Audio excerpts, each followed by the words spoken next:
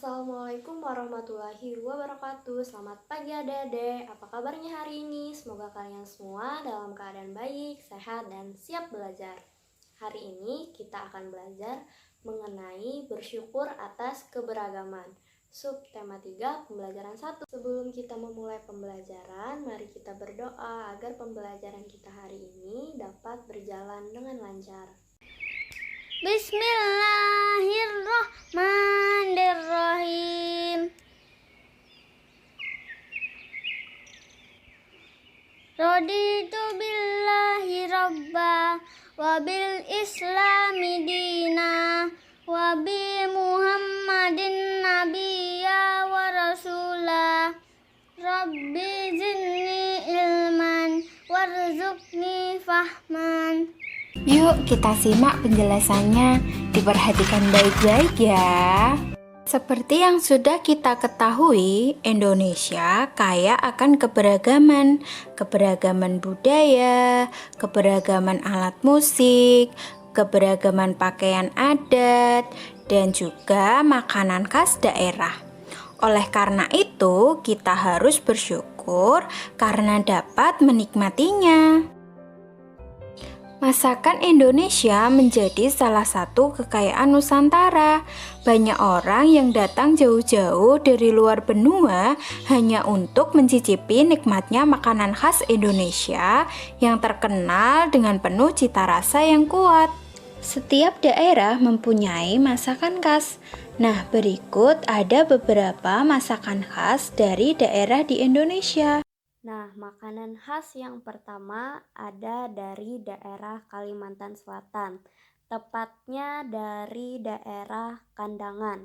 Nah, yaitu ketupat kandangan. Ketupat kandangan sendiri bahan bakunya itu terbuat dari beras. Hanya saja teksturnya sedikit lebih keras dibandingkan ketupat pada umumnya. Untuk bahan pelengkap biasanya ketupat kandangan disajikan dengan ikan haruan atau ikan gabus yang dipanggang. Kemudian diberi siraman kuah yang terbuat dari santan.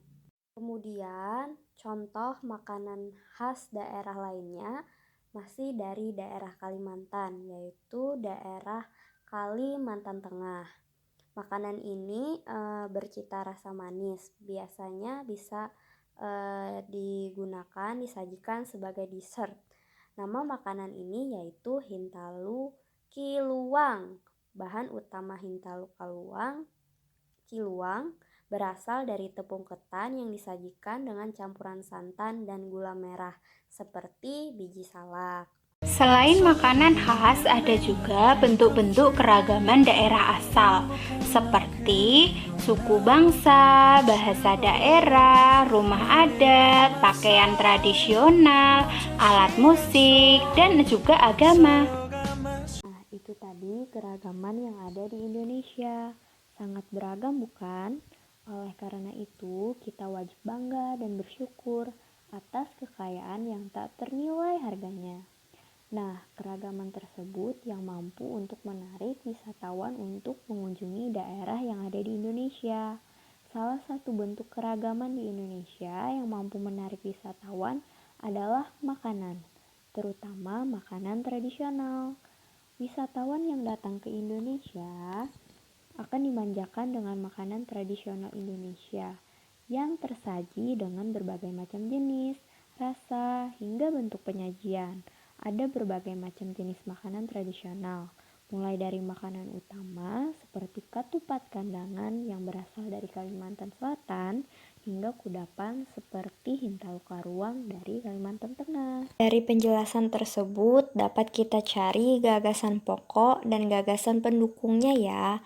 Nah, kalimat utamanya salah satu bentuk keragaman di Indonesia yang mampu menarik wisatawan adalah makanan, terutama makanan tradisional. Nah, dari kalimat utama tersebut dicari inti dari kalimat utama. Nah, intinya adalah makanan tradisional Indonesia mampu menarik wisatawan. Jadi, inti kalimat utama itu sama dengan gagasan pokok. Jadi, gagasan pokoknya adalah makanan tradisional Indonesia mampu menarik wisatawan. Dan kalimat penjelasnya, wisatawan yang datang ke Indonesia akan dimanjakan dengan makanan tradisional Indonesia, tersaji dengan berbagai jenis rasa hingga bentuk penyajian. Ada berbagai jenis makanan tradisional, mulai dari makanan utama seperti ketupat kandangan hingga kudapan seperti hintalu karuang. Nah, itu adalah kalimat penjelas. Ya, kalimat penjelas, kemudian kita cari inti kalimatnya dan akan menjadi gagasan pendukung.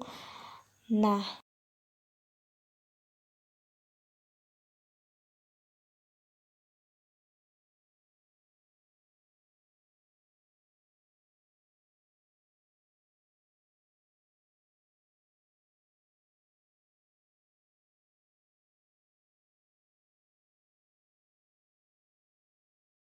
Tadi sudah belajar cara menentukan gagasan pokok dan gagasan pendukung dalam teks lisan. Teks lisan itu adalah teks yang dibacakan. Gagasan pokok dan gagasan pendukung dalam teks lisan ditemukan dengan cara menyimak. Apa sih menyimak itu? Menyimak adalah mendengarkan dengan seksama hal yang dibacakan atau dibicarakan. Nah, dalam teks lisan atau teks yang dibacakan, kalian juga bisa membuat ringkasan. Ringkasan adalah penyajian secara singkat dari sebuah teks atau bacaan dan tetap mempertahankan isi atau urutan teks atau bacaan. Ringkasan juga dapat ditulis berdasarkan peta pikiran atau diagram yang berisi gagasan pokok dan juga gagasan pendukung.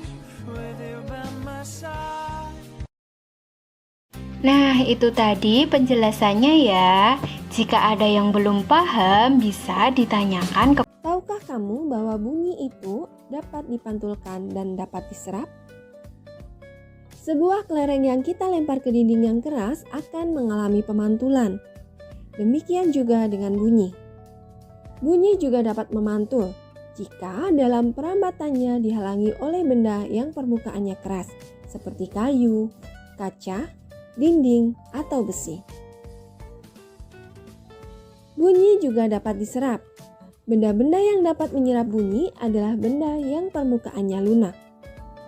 Benda yang demikian disebut dengan peredam bunyi, misalnya karpet, goni, kertas, kain, busa, dan wol. Benda-benda tersebut dapat digunakan untuk mencegah terjadinya gaung atau kerdam. Dinding dan langit-langit gedung pertemuan, studio rekaman, dan gedung bioskop dilapisi dengan bahan-bahan tersebut supaya tidak terjadi gaung atau kerdam. Adapun macam-macam bunyi pantul adalah gaung atau kerdam. Gaung atau kerdam terjadi karena bunyi dipantulkan oleh dinding yang jaraknya tidak jauh dari sumber bunyi. Hal itu menyebabkan datangnya bunyi pantul bersamaan dengan bunyi asli yang belum selesai terucapkan. Akibatnya, bunyi pantul mengganggu bunyi asli sehingga suara yang terdengar tidak jelas. Macam bunyi pantul yang kedua adalah gema. Gema terjadi karena bunyi dipantulkan oleh dinding yang jaraknya jauh dari sumber bunyi. Hal itu menyebabkan datangnya bunyi pantul setelah bunyi asli. Hal itu menyebabkan datangnya bunyi pantul setelah bunyi asli selesai terucapkan. Jadi, bunyi pantul yang terdengar lengkap sesudah bunyi asli. Gema sering terjadi di gua-gua, lembah-lembah, dan bukit-bukit yang jaraknya. Gema sering terjadi di gua-gua, lembah, dan bukit-bukit yang jaraknya jauh serta permukaannya keras dan rapat. Selain itu, gema juga dapat dipergunakan untuk mengukur kedalaman jurang atau gua. Sampai di sini video kita kali ini. Sampai jumpa di video selanjutnya. Terima kasih dan tetap semangat!